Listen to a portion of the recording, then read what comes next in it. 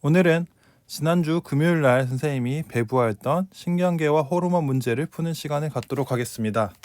아직 문제를 풀지 않은 학생들은 이 영상을 잠깐 멈춰두시고 문제를 다 푸신 후에 보시기를 바라겠습니다. 내용이 쉽기 때문에 선생님이 하나하나 설명하진 않을 거고요.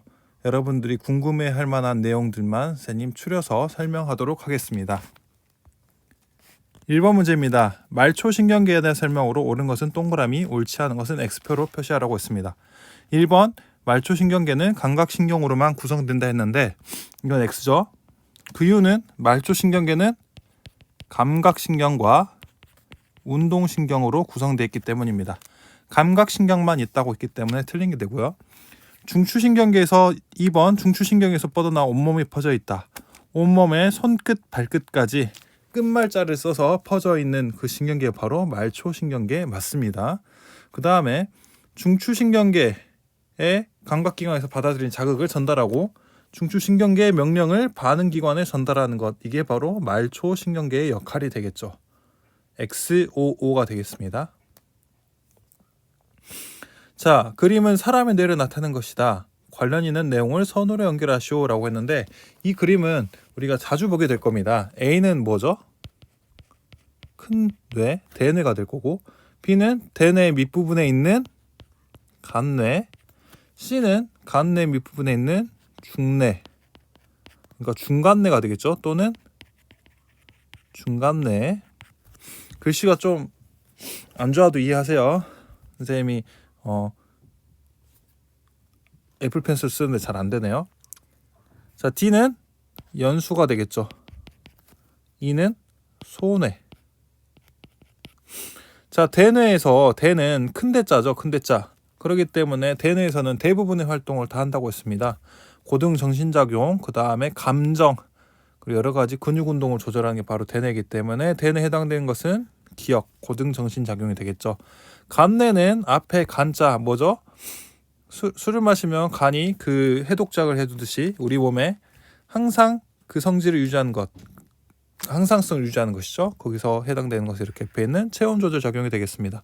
자, 그 다음에 중뇌는 여기서 중 한자로 쓰면 어떻게 되죠? 이렇게 되죠. 근데 중 안에 눈이 두 개가 들어갑니다. 그래서 중뇌는 우리 몸 중에서 눈에 관련되어 있습니다. 그래서 동공과 홍채와 관련된 것 바로 리을이 되겠습니다. 자, 연수는 생명의 연장이죠. 그래서 심장박동 조절이라든지 재채기, 기침의 반사 조절 중추가 되겠습니다. 소뇌는 한자로 이렇게 되죠.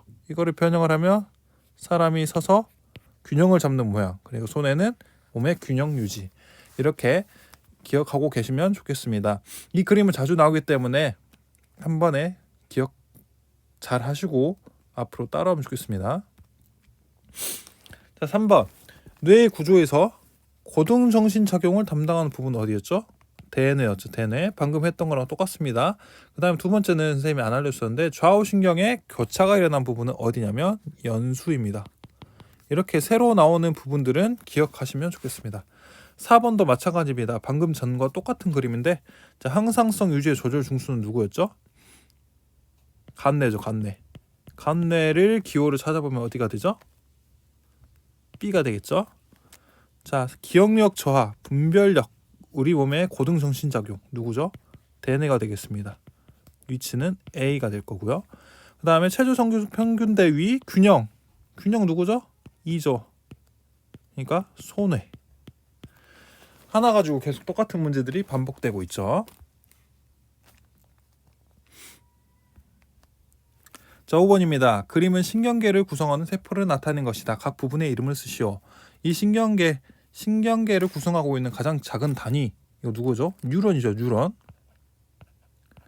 뉴런인데 뉴런의 각 부분을 우리가 공부를 했었죠. A는 그림을 잘 보셔야 됩니다. 여기는 신경 세포체. B는 가지돌기.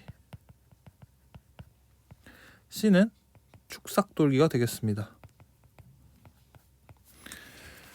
자, 6번 보겠습니다. A에서 C의 이름을 쓰고 관련 있는 내용을 선으로 연결하시오. A는 뭐죠? 피부와 연결돼 있죠. 그러니까 감각기관과 연결됐기 때문에 이거는 감각 뉴런이 되겠습니다. 뉴런을 생략할게요. 다음 B는 B 먼저 보기 전에 C를 보겠습니다. C는 근육과 연결되기 때문에 여기는 운동 뉴런이 되겠습니다. 감각 뉴런과 운동 뉴런의 정중앙에서 이 둘을 통제해 주는 게 바로 연합 뉴런이 되겠죠. 자, 그래서 감각 뉴런의 역할은 감각기, 받아들인 자극을 뇌와 척수, 이거는 뭐였죠? 중추신경으로 연결해주는 역할이 감각 뉴런이었고요. 그 다음에 뇌와 척수를 구성하는 게 바로 연합 뉴런이죠. 중추신경이죠. 그 다음에 중추신경에서 내린 명령을 반응기관에 전달. 그래서 근육에 전달을 해서 근육이 움직이도록 하는 것. 이게 바로 운동 뉴런의 역할이 되겠습니다. 뉴런 A씨에서 자극의 전달 방향을 화살표를 이용해서 나타내시오라고 했는데 자극이 어디로 받아들이죠? 처음에 A 감각기관에서, 그러니까 감각 뉴런에서 자극을 받아들이죠. 그 다음에 감각 뉴런에서 받아들인 자극이 대뇌, 척수를 타고 대뇌, 그러니까 연합 뉴런으로 간 다음에 연합 뉴런에서 어떻게 하라고 명령을 내리는데 그게 어디로? 운동 뉴런으로 명령을 내리게 되는 것입니다. 그래서 방향은 A, B, C가 되겠습니다. 그림은 컴퓨터에서 정보가 전달되어 화면으로 출력되는 과정을 나타내는 것이다. 본체 가와 케이블 나에 해당하는 신경계의 종류를 각각 쓰시오라고 했는데 신경계의 종류죠. 그럼 무슨 신경계가 될까요? 가는 본체니까 모든 정보들을 받아들이고 명령을 내리는 곳이니까 여기는 바로 중추신경계가 되겠죠. 중추신경계. 그다음에 화면을 출력하는 거죠. 여기서 자판 입력하는 것은 화면을 출력하는 거기 때문에 여기는 뭐가 될까요? 말초신경계가 되겠죠. 말초신경계. 본체에서 내린 명령을 수행하는 곳.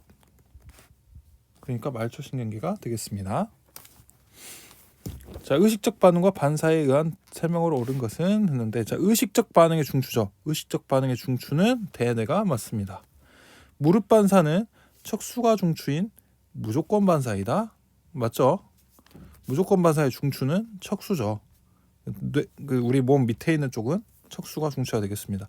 무조건 반사는 의식적 반응보다 반응 속도가 느리다 했는데 느리지 않고 더 빠르겠죠. 이거는 틀린 것이 되겠습니다. 그림은 사람의 신경계를 나타내는 것이다. 뾰족한 물건에 손이 닿았을 때 재빨리 움츠려드는 반응. 이건 바로 무슨 반응이죠? 무조건 반사가 되겠죠. 무조건 반사. 근데 무조건 반사의 중추는 척수였었죠. 척수. 그렇기 때문에 자, 뾰족한 물건에 이렇게 뾰족한 물건에 몸이 닿으니까 감각 뉴런에서 깜짝 놀래서 신호를 어디로 보냅니까? A로, 감각 뉴런을 타고 A로 가는데 얘는 위험한 상황이기 때문에 B로 올라가지 않고요. 바로 척수에서 명령을 내려서 바로 반응기에 영향을 주게 됩니다. 그래서 여기는 뭐가 될까요? A 다음에 F, E가 되겠습니다. 다음 보기에서 각 반응에 해당하는 예를 모두 고르시오. 의식적 반응과 무조건 반사로 나누는데요. 자, 기억은 입안에 음식물이 들어오면 침이 나온다. 이건 뭐죠? 무조건 반사가 되겠죠? 내가 침을 내야지 하고 내는 게 아니잖아요. 아무 생각도 하지 않고 있는데 알아서 나오는 반사기 때문에 무조건 반사가 되겠고요. 축구 선수가 공을 보고 그러니까 눈이라는 감각기관으로 확인을 한 거죠. 그 다음에 뇌에서 발을 갖다 대라고 신호를 준 겁니다. 그렇기 때문에 얘는 의식이 있어야만 가능하기 때문에 의식적 반응이 될 것이고요. 디귿은 무릎 반사죠. 이거는 대표적인 무조건 반사의 예가 되겠습니다. 우리 몸이 몸 안팎의 환경이 변할 때 몸속의 상태를 항상 일정하게 유지하려는 성질, 그러니까 항상성이 되겠죠. 항상성이 되겠습니다. 항상성에 대한 설명을 옳은 것은 항상성은 호르몬의 작용으로만 유지가 됩니까? 호르몬의 작용으로만이 틀린 거죠. 이거는 틀립니다. 호르몬의 작용뿐만 아니라 다른 여러 가지 요인들에 의해서 항상성이 조절될 수 있습니다. 항상성 조절 중추는 간내 시상 하부이다. 맞습니까? 맞습니다. 간내 항상성 조절입니다. 외부 환경이 변할 때 체내 상태도 함께 바뀌는 성질이다. 이거는 틀렸죠. 이거를 바로 뭐랄까요? 온도가 높아지면은 체온이 높아지고 온도가 낮아지면 체온이 낮아지고 이게 바로 누구의 특징이요? 변온동물이잖아요. 변온동물. 그런데 우리 인간은 온도가 일정한 정온동물이기 때문에 이 말은 틀린 말이 되겠습니다. 다음 중 호르몬의 특징에 대한 설명으로 옳은 것은 O, 옳지 않은 것은 X로 표시하쇼라고 했는데 특정 세포나 기관에만 작용하는 것 맞죠? 호르몬의 특이성입니다. 그래서 광주에서 서울 가는 버스를 타야지 광주에서 부산으로 가는 버스 타면 난리 나잖아요. 그렇기 때문에 특정 세포나 기관에만 작용하도록 호르몬이 자기의 목적지가 있다는 것입니다. 그리고 뇌 분비섬에서 분비관을 통해 분비된다. 분비관을 통해서 분비되지 않고 호르몬은 어디를 통해서 분비가 되죠? 혈액을 통해서 분비가 되죠. 이건 틀린 게 되겠습니다. 매우 적은 양으로 몸의 기능을 조절하며 분비 이상이 생기면 몸 이상이 생긴다. 그래서 뭐 호르몬의 결핍증, 과다증 이렇게 이상에 대해서 우리가 공부를 했었습니다. 표는 신경계와 호르몬의 특징을 비유한 것이다. 괄호 안에 알맞은 말을 쓰시오. 신경계와 호르몬. 신경계는 전달 경로가 뉴런을 통해서 가는 거고 호르몬은 혈액을 통해서 가죠. 전달 속도는 신경계는 전기적 신호기 때문에 여기가 훨씬 더 빠르게 되겠습니다. 호르몬은 혈액을 통해서 전달이 되기 때문에 여기는 신경보다는 느리겠죠.